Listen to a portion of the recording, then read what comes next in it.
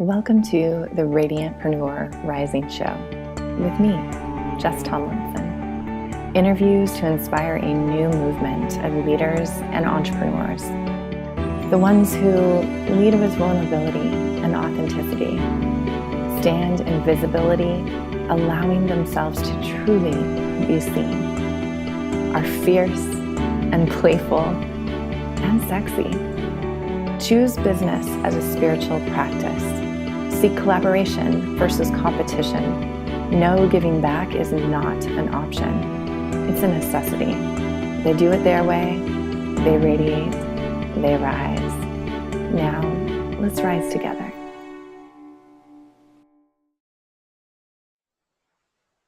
All right. Welcome, everyone, to this episode of the Radiantpreneur Rising Show. I'm Jess Tomlinson, and I am so thrilled to have today's guest, Laura Gisborne, here with me. She has been somebody who I've been delighted to get to know over the past few years. Actually, this time of year was when we were supposed to meet in person about 2 years ago. But I got connected to Laura through the epic trip that I went on, which many of you know my story around going to New Zealand, meeting my partner. And Laura followed her intuition and ended up not going on that trip, but I've been very fortunate to get to know her and her amazing heart and her beautiful skills as a wonderful woman leading this in this business arena from such a place of alignment and purpose. And so thank you so much for being here, Laura. Thank you for having me, Jess. It's my honor to be with you. Yay. Awesome. Well, I'd love to start by asking you the question that I ask everyone, which I'm really excited to hear your answer around because you've been doing business for so long and you continue to show up. And I know you just had your big event, right? Yes. But the question is, how are you currently leaning into your visibility edges, those uncomfortable kind of edges of elevating your visibility in your own life, in your business? Thank you. It's a good question, and I'm glad that I didn't ask you to tell me the questions ahead of time, because then I can give you an authentic answer, which I know is really important for you and for your audience and for all of us, right? How am I leaning into my visibility? Well, I'd say from, I want to give it to you kind of in the micro and the macro. From a strictly business standpoint, we've invested heavily this year in our branding, our advertising, and our launching, really because I knew that I had hit a ceiling for what I knew how to do, right? So I've had 9 different companies up until this work that I do now with leadership and philanthropy. Every business I had, I was not the face of the business. I was behind the scenes, right? So we owned a winery, we owned a real estate company, we owned restaurants, retail stores, all these different types of businesses in different industries, but I was never the face of the brand. And then when I started being called and requested to speak, and I wasn't a speaker, and then people kept asking me about a book, and I wasn't an author, it was so fascinating to be on that adventure of my own personal expression and bringing forth my message in the hopes that it would really be of service to someone else, to have their journey be a little bit easier and more gentle.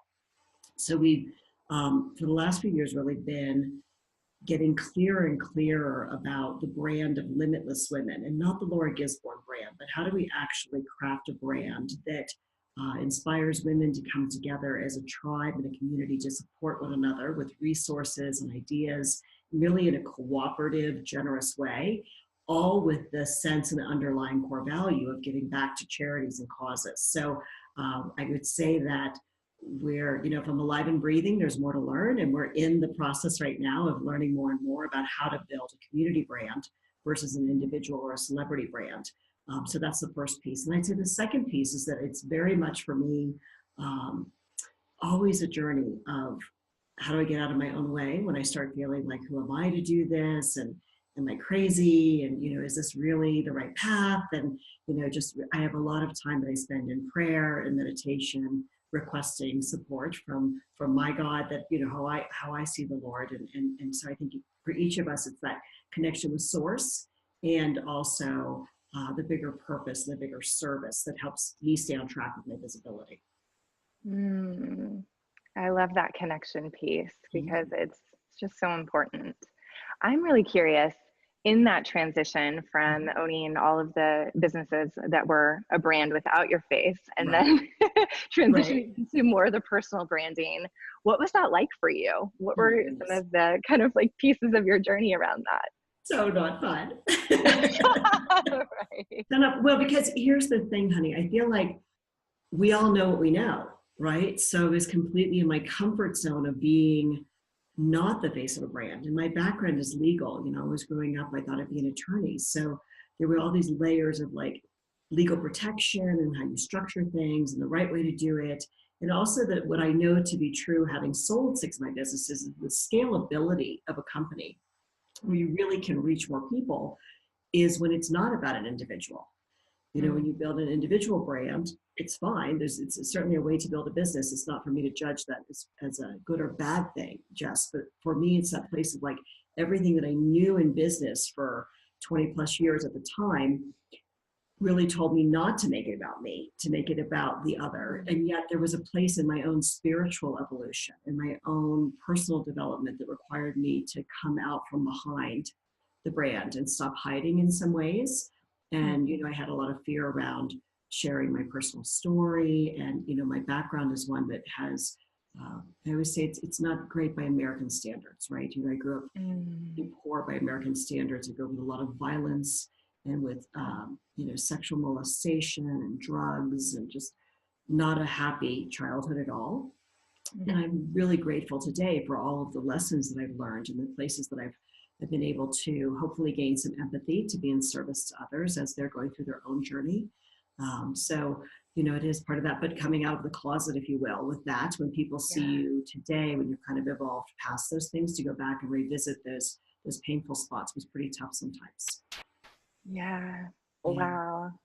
I'm thinking of, so many of, including myself, but so many of the women that I support are really afraid to share those pieces, those, kind of what we might view as darker pieces of our past. And because of wanting to really present this perfect entrepreneur, face, and they think that that's actually what is going to draw people to them. Right. And yet what I've found time and time again, and what I'm curious with you when you started to share a little bit about your past, is that it's really that human connection element 100%. that, yeah, when you really start to open up and start to own our stories in a way that it's empowering for other people to see. And it's really what I believe is that heart connection that says, Right. oh, you're a real person. Yeah. What was that experience like for you? Did you find that people were resonating with you sharing, or how did that impact your business? Well, I think it's fascinating from my own experience, and I try to listen to this before it comes out of my mouth, more from a teaching perspective.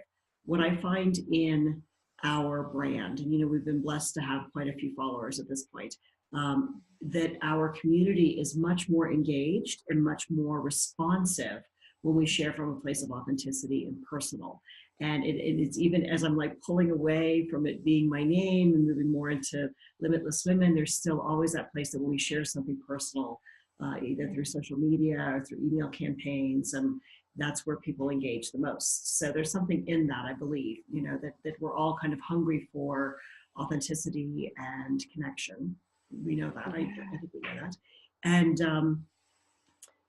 and like I said a few minutes ago, the more that we're out in the world doing the work, the more we know that people are just alike. Scott and I are on our way back to Africa this year, and I'm fascinated whether I'm in South America, I'm in Asia, I'm in Africa, I'm traveling around the United States, Canada, wherever we are, how much we're so much more alike than we are different.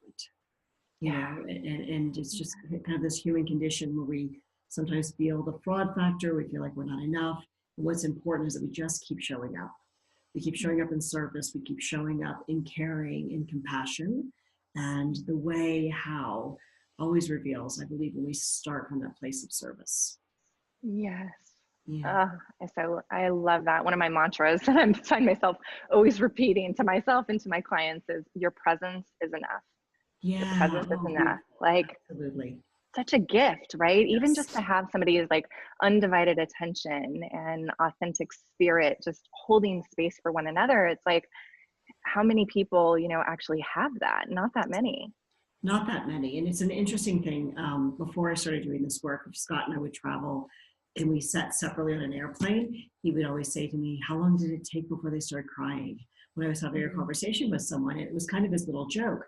And what I realized was that people would cry frequently when I was having a conversation with them on an airplane. This doesn't happen anymore because I've kind of learned to have better boundaries about it. But just because how often do we feel like we're not seen, we're not heard, there's not somebody giving you an authentic listening. And, you know, if I'm going to meet somebody and have my conversation, I want it to be really present. I want it to be like this person, she and I, or he and I are never going to have this moment in this environment at this opportune time ever again. So I think that type of presence actually tends to open people up, and that's where the tears come sometimes, right? It's just an authentic expression of feeling. It's a good thing, not a bad thing. Yeah. Yeah. And that's something that I so appreciate about you, because we didn't know each other. And then, you know, you found out I was going to be on this trip and you reached Yes. out to me and we had a phone call and I'm like, who does that? And I just Right. automatically like fell in love with you. I'm like, oh my Oh. gosh. And you were so warm and welcoming. And I'm curious, have you always been like that? Or is that something that's kind of developed? Well, I don't know that I can answer that, right? You know, I don't know that I I'm the know, person who right? can answer that. But I will say this, you know, I talk about this actually in my first book, Yeah. and Stop the Spinning, when I really talk about my story of moving from a place of really darkness and insecurity and anorexia and just not liking myself at all and not knowing that I was worthy, to a place of really feeling in abundance and gratitude. And one of the things that did help me was having a practice of kindness.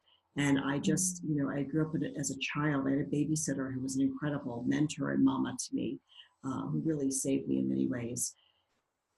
And, you know, I could go on about that, but I'll tell you that outside of her, in my home environment, people were never kind. There was never any kind words. There was never kind acts. You know, everything was always scary. And so I started practicing being nice to people, just smiling and thinking of a kind word. And I actually consciously made that a practice for several years. So I think that that has me probably, I hope, in an authentic way, being able to connect with people, but honestly caring and recognizing the value of human connection. So, yeah, I don't know if I answered your question or not. Yeah, I think you did. Thank you. Yes. Beautiful. I'm so grateful that you and I connected and stayed in touch because you spoke earlier about my intuition telling me not to go. Yeah. The trip, when they changed the dates of the trip, I just knew that I couldn't go and I didn't know why. And it was months and months and months before. But actually, right before the trip took place to New Zealand, you guys went, my husband had an emergency quadruple bypass and was diagnosed with a terminal illness. So it was really, if I had been gone on the trip, well, let's just say that I didn't go on the trip because it wasn't the time for me to go, but I had an intuition about that many, many months earlier. And, and it was a special, important time for me to be home with him. Yeah. Thank you for sharing that, because before we got on and press record, I was thinking a lot about how just often we ignore those signals, you know, whether it's life or business, it's all the same, right? And we feel like we need a reason. Right. You know, oh, I must need a reason, but it's like a feeling is really enough. Like it's okay to really sit with things. And if you feel it strong enough, like just give yourself permission, as you so beautifully did. And then it proved to be a blessing that you did.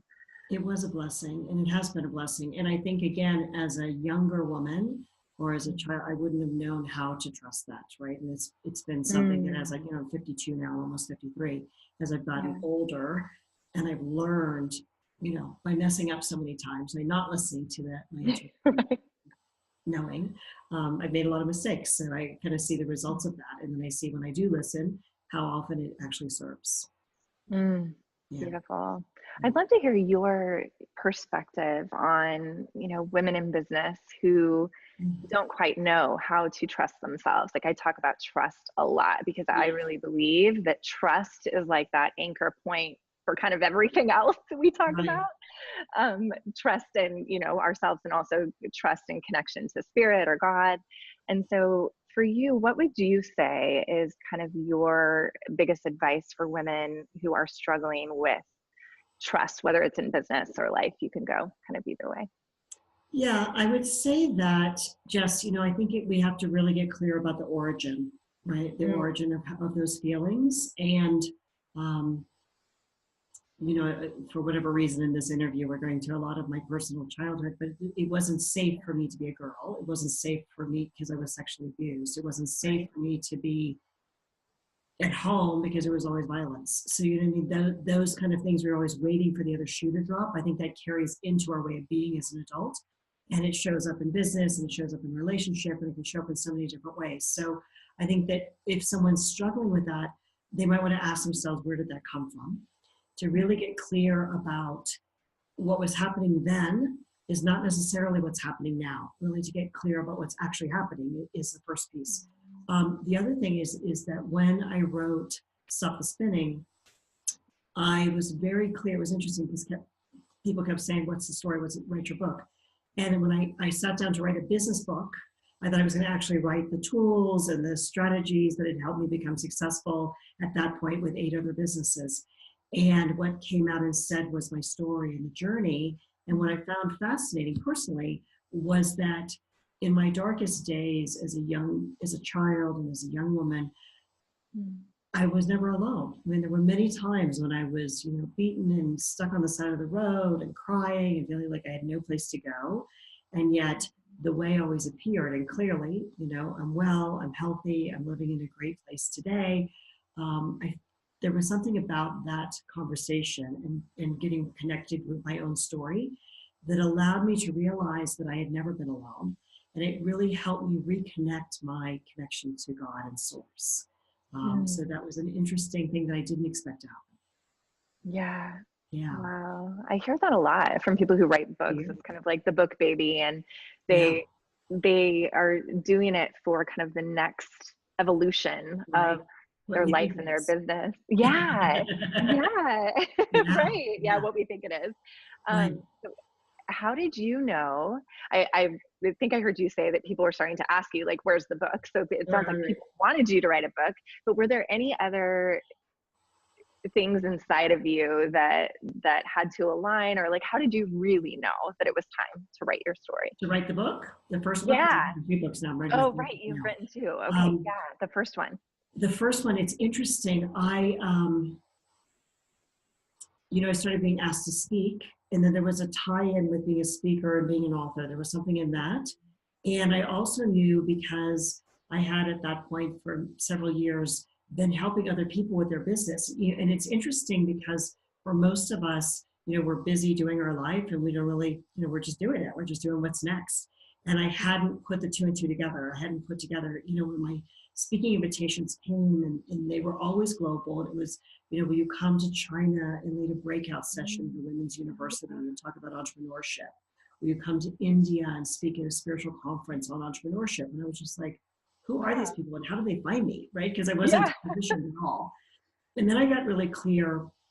I began thinking about in my own journey, one of the things that really had probably saved my life, not to be dramatic, but really had put me on a trajectory of health, was someone had handed me Louise Hay's book, You Can Heal Your Life. And I was living in a domestic violence situation at the time. And I was really severely sick. I only weighed 98 pounds. And that book started to open up my awareness to life being different. And then I spent many years in therapy and counseling and personal development, yada, yada, yada. But I'd say that book was a really important trigger. And that's what gave me the inspiration to sit down and write the first book. I thought, what have I learned that Mm. could be of service? And it's always a great honor when someone reads the book and writes to me and says, "Thank you so much. This is just what I needed." We give out a free gift every Friday. I don't know if you're on our email list, but Yeah, it's I a am. free gift every Friday. And the last, I don't know, maybe like in the last month and a half, we've given away 3 chapters individually. And every time we send out a chapter, someone writes back. And so that's exciting. And many people write back. So it's good to know that what you've learned is of service to somebody else. I mean, that's just an honor to be in that position, I believe. Yeah. Yeah. Beautiful. I love that because I think so many people go back and forth of like, oh, when's it time? When's it time? When's it time? The But I time love is that there now. were those moments. Yeah, Yeah. the Now time is is the time. now, right? Yeah. Now My is the gosh. time. Boy, I've learned that, losing 2 friends, right before New Yes. Zealand, and then during the New Zealand trip 2 years ago, it was like, my gosh, these, my young, close friends, like nothing taught me more that it's the Right. time Yeah, than no that. doubt. And there's nothing like, I talk about this, I don't know why I'm talking so much of the book. I'll tell you where you can get a free copy if you'd like, because I'm talking about the book today. But, Yeah, it's fine. We'll put a the link. place around, I talk about the 3 Ds, death, divorce, and disease, these kind of wake up calls that we get in life when someone we love close to us passes, or we have, a situation like this been happening with Scott and his health. It wakes us up to the preciousness of time, how short time is, how limited time is, and really getting clear about choosing what matters, choosing what matters and how we spend our time. Yeah. Hi, puppies. Sorry about my puppies in the background. No, We all talked about this good. before we got on, working at home. We're remodeling, so there's lots of people coming through, and I'm hoping they'll settle down. We love them. Real life. I'm super curious about, how did you begin integrating the give back model into your business? Like, when did that happen? Why did it start? I'd love to hear more about that. Yeah, thank you for asking. It's really, it's the place that my heart sings. So thank you for asking. And it's interesting, when I started receiving my invitations to speak, and I think that this is a place for everybody to kind of look at in their own business model. What's showing up for you in the way of an invitation? What's showing up as an opportunity, as a synchronicity, something that you're not really thinking about as happening for you, but it may be happening again and again. That's how speaking was for me.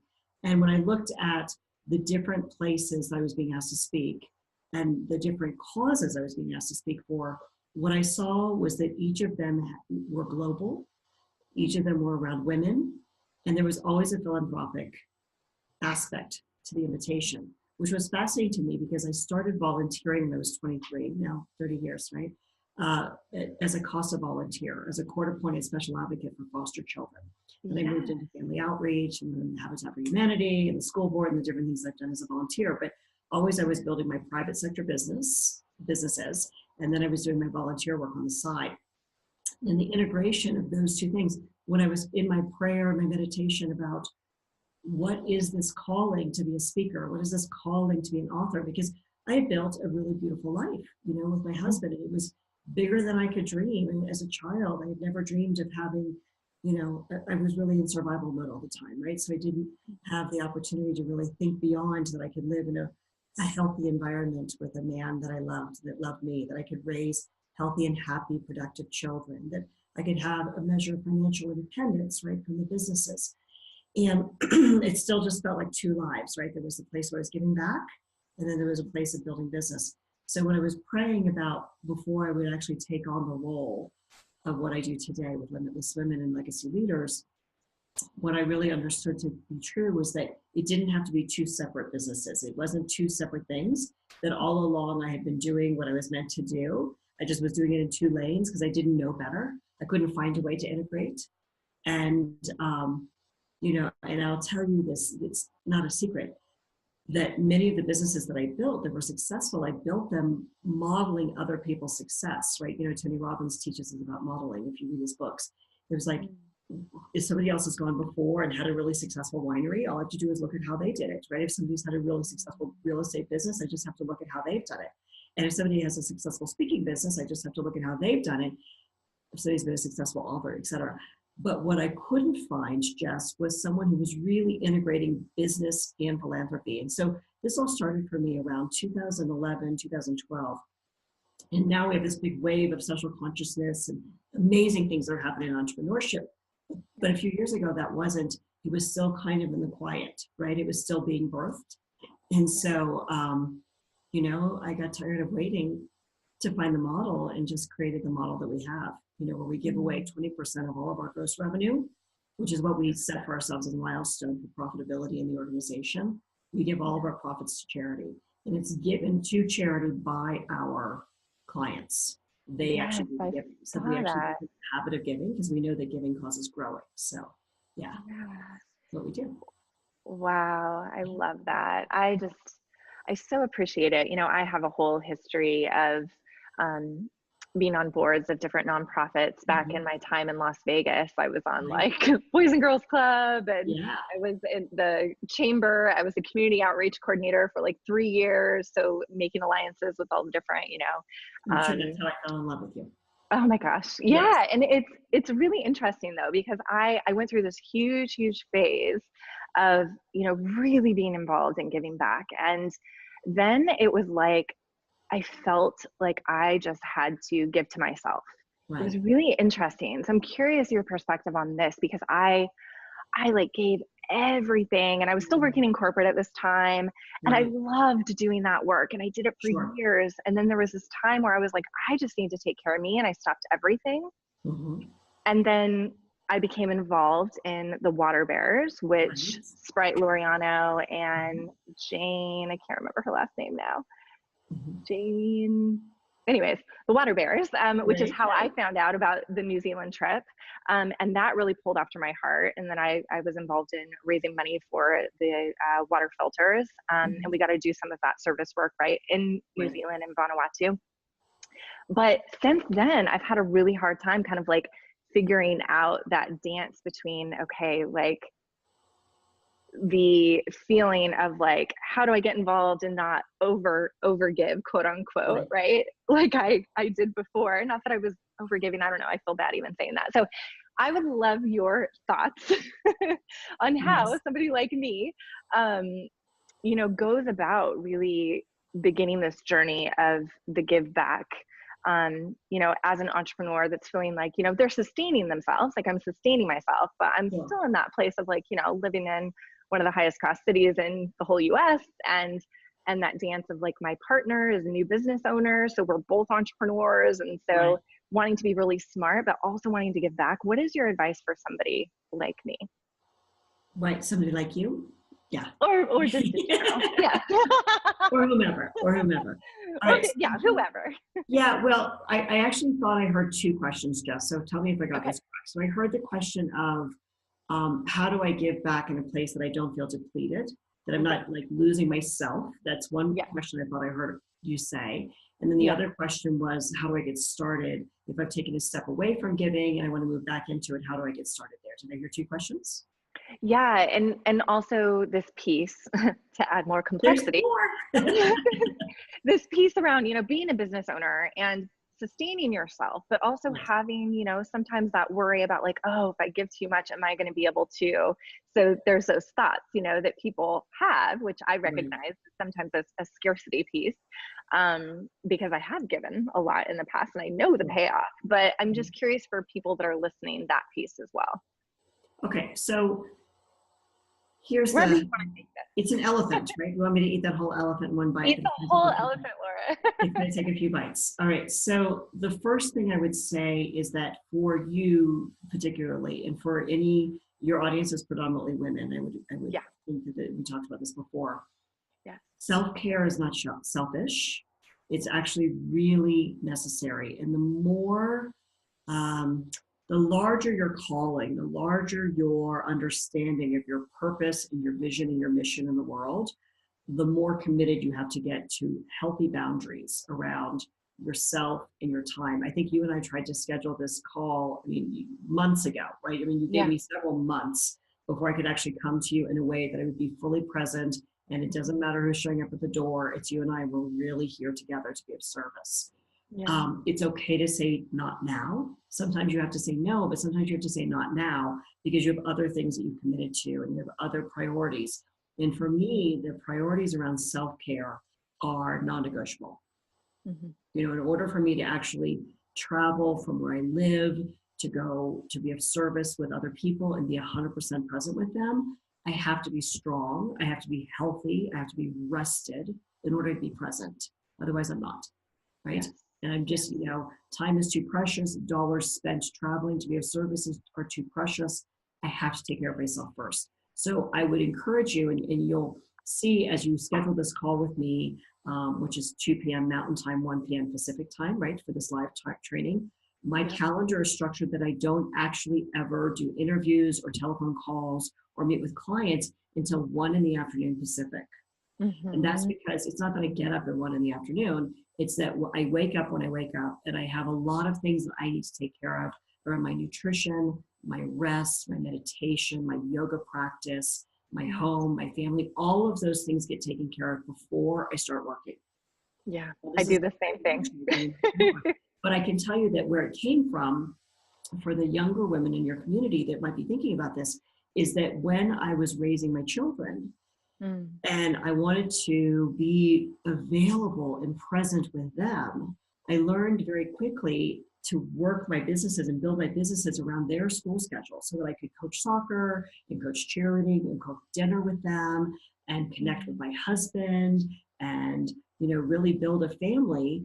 I learned to get highly productive and efficient in the time that I had. So if these did not get done in that block of time between 9 and 3, it had to wait.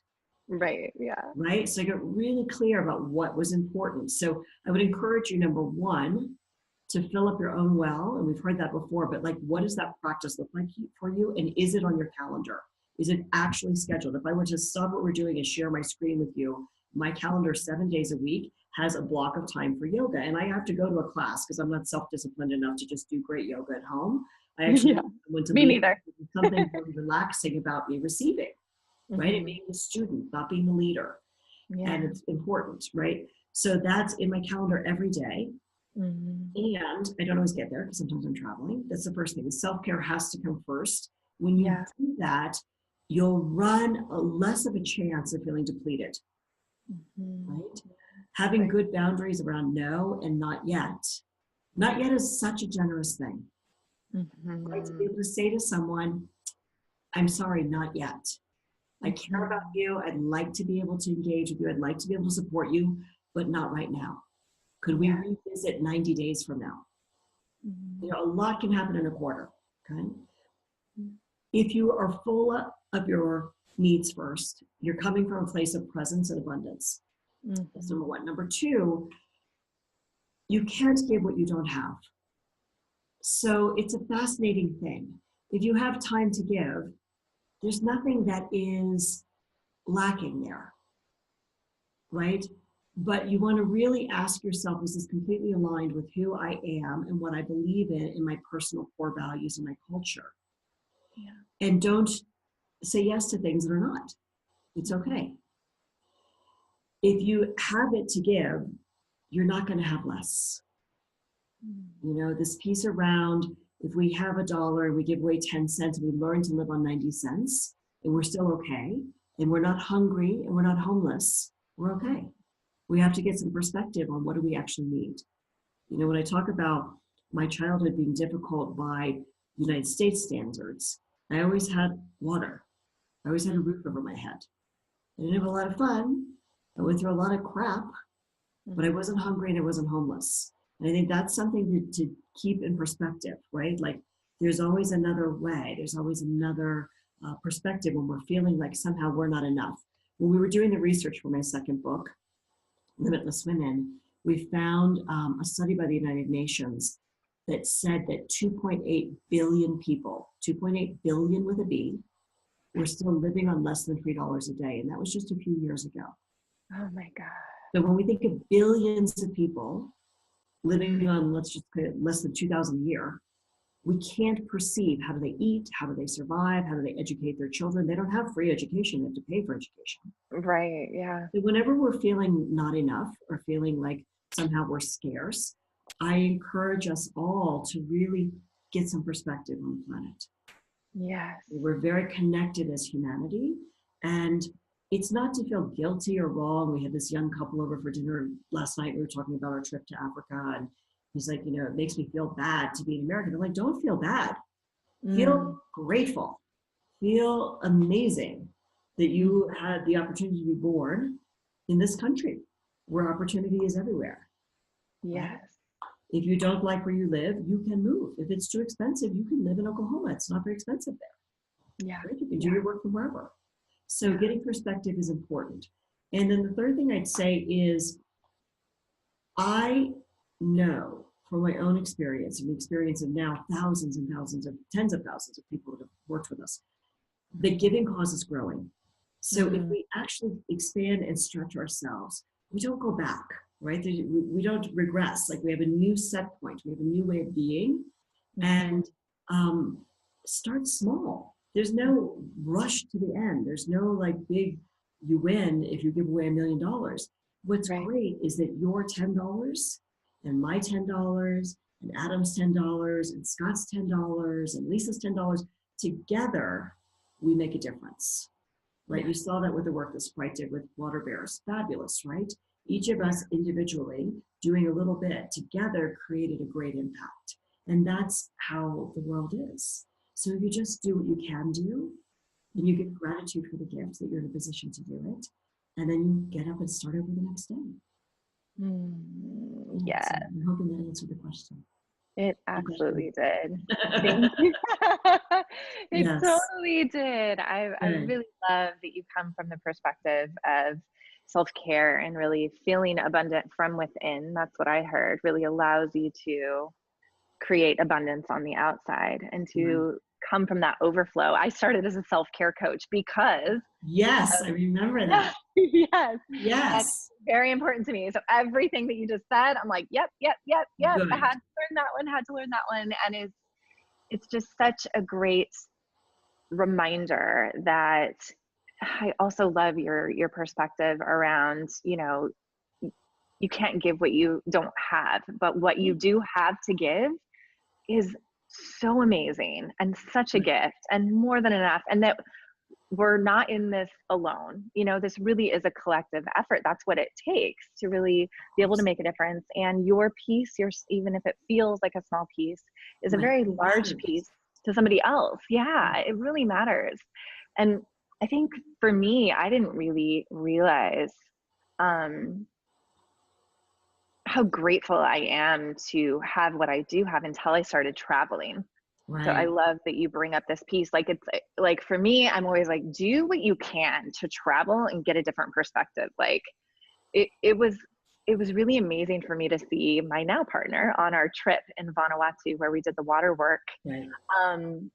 He had never seen like poverty. He'd never seen, he lives in Ashland his whole life, which there's homeless people, but the amount of poverty in various countries that so many of us are never exposed to. I just feel so strongly about do what you can to actually get out and experience the reality of others. Yeah, well, I think that piece too is that, it's we have a global brand with a global perspective, and we are very small in the impact world, right? Like we were really, again, each of us doing a little bit, and hopefully through our messaging, and thank you again for giving me the opportunity to be interviewed by you to just bring the message of Limitless Women and what we stand for. And yet you don't even have to leave the United States, right? And you don't even have to leave the state you live in, because it just takes an awareness of what's happening around you. Chances are wherever you live, there's a food bank. There are people that are feeling unsure about where their next meal comes from. I was interested in this because before we moved to Colorado, we were living in Orange County for a little while. And, Orange County is a place where real estate is very expensive. So they have a high level of people that are struggling to eat. But people don't perceive that, right? Everybody thinks it's the Real Housewives of Orange County. They don't actually realize that there are people that are struggling because in order to pay their rent, they may have to decide, do they pay their rent or do they eat? That's a big deal, right? So even in the most affluent parts of our country, there are people who are struggling with hunger. And it's something that, again, what can we do? Do we have cans sitting in the cabinet right now that we're not eating? We know we're not going to eat. They've been sitting there. Can we get those to someone who would be helped by that? It's a simple act. Do we have stuff in our closet that we haven't worn that we can donate to Goodwill or Salvation Army so that someone can have clothing? It doesn't take much. It's not about someday when we get there that we give. It's just the little acts of kindness that we can think of on a daily basis that I feel like give us an opportunity to give. We get to give. Yes. Yeah. Again, everything matters. Every little get back. It matters. It does. For the entrepreneurs that are listening and saying, wow, I really resonate with this and I want to integrate a give back piece into my business, what would be your advice for them to get started? So I would say for solopreneurs, because I get asked this kind of frequently now, for solopreneurs, listen to some of the things that we've talked about. Clean out your closet, look at the food you have in your pantry that you're not going to eat, looking for something again, because if you're just working as an individual and just getting started, something wrong with that, you may not have a lot of resource, but you do have more than you know, right? Look around for what you don't need and think about what you can give away. Do you have books you can donate? Just think about what you can donate. Also, you can donate your time. This is really important. There's three main T's that we hear about in the philanthropy world. One is you're donating your tithing, right? Your dollars and cents. We've heard that, right? It's a biblical concept. It's not new. We've heard about donating our time and acting as a volunteer. And then I started out working as a CASA volunteer because I was going to law school. And so I was working in the legal system as an advocate for foster children who didn't have advocates. They didn't have a budget for attorneys, right? So we could go there and volunteer. The other piece is, all around you, you've got schools where there might be children that have English as a second language. They're learning to read, they're learning to speak. Go and give your time. Just go to your local Habitat for Humanity. They're all over the world, and offer some time to build a house. You don't need a lot of specialized skills. They need bodies. They need people there to help create a safe environment in a home. They need people to volunteer and work in the warehouse. There's lots of places you can volunteer your time. And then if you have a specialized skill, and what I say about this is, if you are, maybe you're not an attorney, maybe you are, but if you're an attorney, go and offer your skills. If you're a bookkeeper, go and help do the bookkeeping. If you are, in the world of coaching and consulting like we are, I do a lot of board work. It's a good part of my time that I spend working with nonprofits now to help them scale their organizations and build their teams and help them with their processes and their operations and their funding and the finance. All the stuff that we do in the private sector with Limitless Women all translates well to nonprofits that are wanting to grow and create greater impact. In the same way we want to create greater impact with our private business, they want to reach more people and create greater impact with their nonprofit. So I spend a lot of time helping them as an advisor, which I do for free. It's part of my philanthropy. So what do you have that's different or unique that you can bring to the table? Or what do you have that's the same, which is, an able body and some hands that can help lift and help someone else really get out of a place where they're struggling. Yeah, I love that. I love it. And for people who are listening, it's like, I think what I want to say to this piece is, this is part of what makes you a human and what will also draw people to want to work with you. It's like all the same, right? This is a part of who you are, and you want to do this piece, and you're feeling like, oh, I should be spending all of my time in my business, because I get that that's a very real feeling. It's like that you have to think of the payback from that too, right? Which is so much more than you can even imagine until you actually do it. That's been my experience. Well, you've heard the saying that the gift is in the giving, right? Yeah. And I will say that I really want to let anyone who's listening to this off the hook if this is not part of your culture or part of your core values. Pardon me. There is nothing wrong with that. I thought when I started this work that, of course, everybody had the giving gene, because I had the giving gene, everybody else. That's not, how egocentric of me.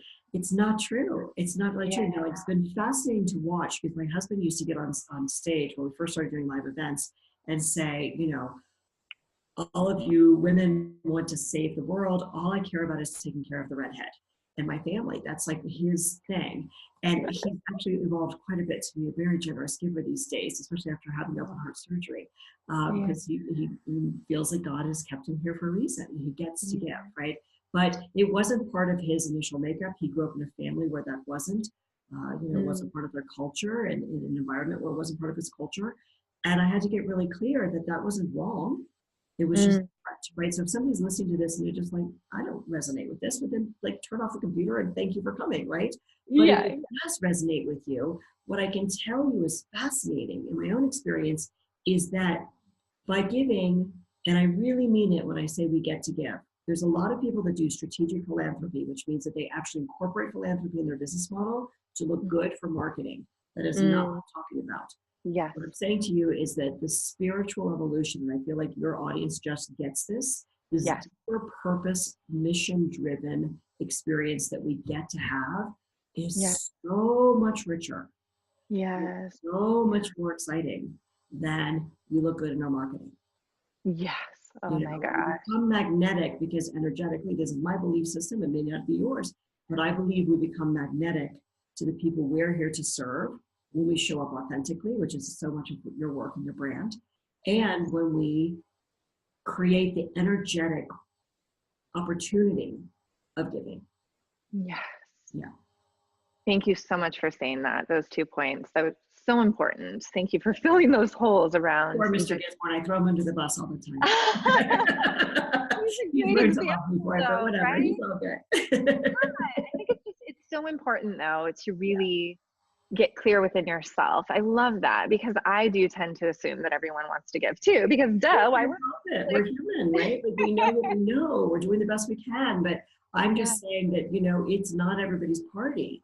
Just like yeah, I know in our work of Limitless Women, it was very clear to me early on when we started doing this work and hosting our live events and doing our community fundraising that I'm in the business of leading leaders. I'm a leader of leaders. I'm not a yeah, leader of followers. I could yeah, built a much larger community if all I was interested in doing was getting humans in a room or humans in a community. I'm really clear that there's something very unique about the women that I partner with and that we get to be in giving with each other.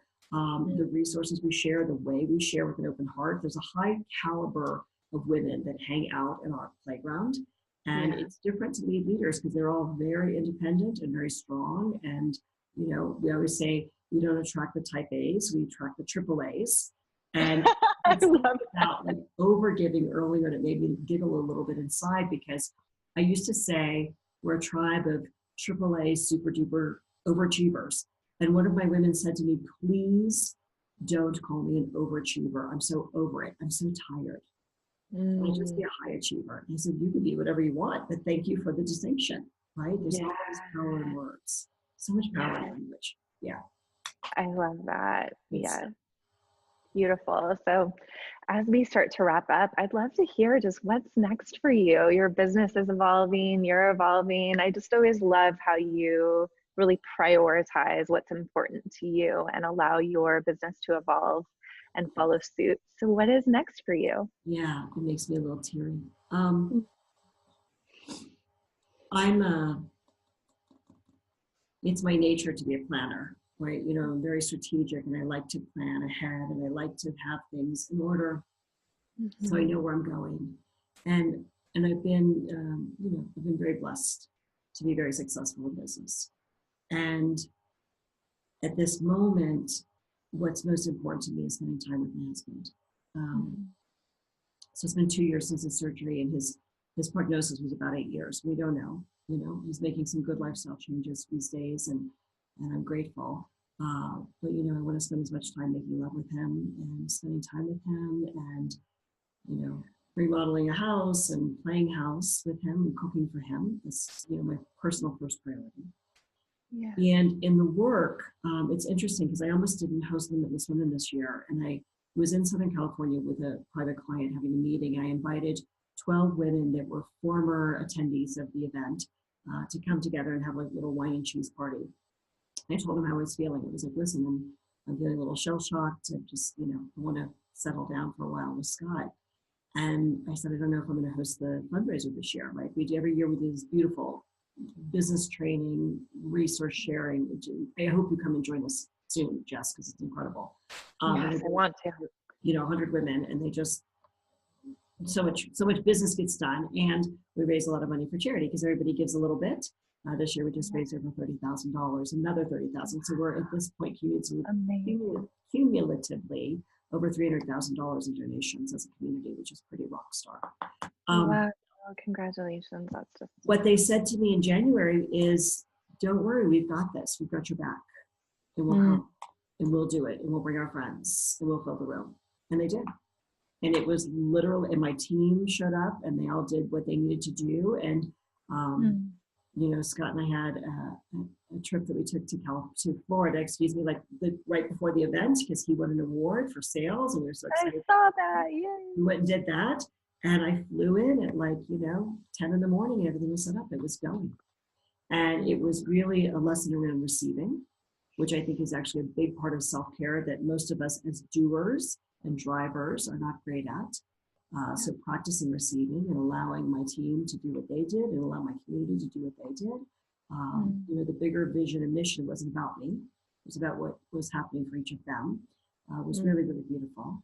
And what I know that we have on the calendar, to answer the question, is that we'll host, annually we host an event called Flow, which is around financial leadership for women entrepreneurs.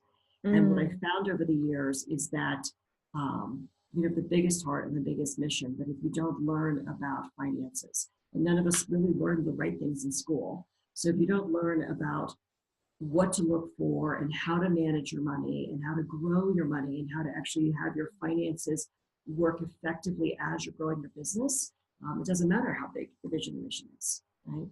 And you know, the bigger work that we're here to do is to eradicate the poverty consciousness of business owners and to really be a part of the healing of that. So in this education program we offer each year, that's coming up in October in Colorado, you know, it's a great opportunity to get your money stuff handled if you haven't as a leader, and to be in a safe environment to get the education and the resources you need. So Beautiful. That's coming up this year. Beautiful. And we'll put the link to Thanks. Yeah, thank you. all of your website and your books and everything else over on the show notes page. And that link will be jessicatomlinson.com/show-17. This is episode 17. Yes. So is there anything else that I haven't asked you, Laura, that you'd like to share, or just final words to wrap up? Well, I think what I'd love to, let me think about it for a moment, but what always comes to mind in the closing of an interview for me, Jess, is that I would like to encourage your listeners and your viewers to have a little more compassion for themselves.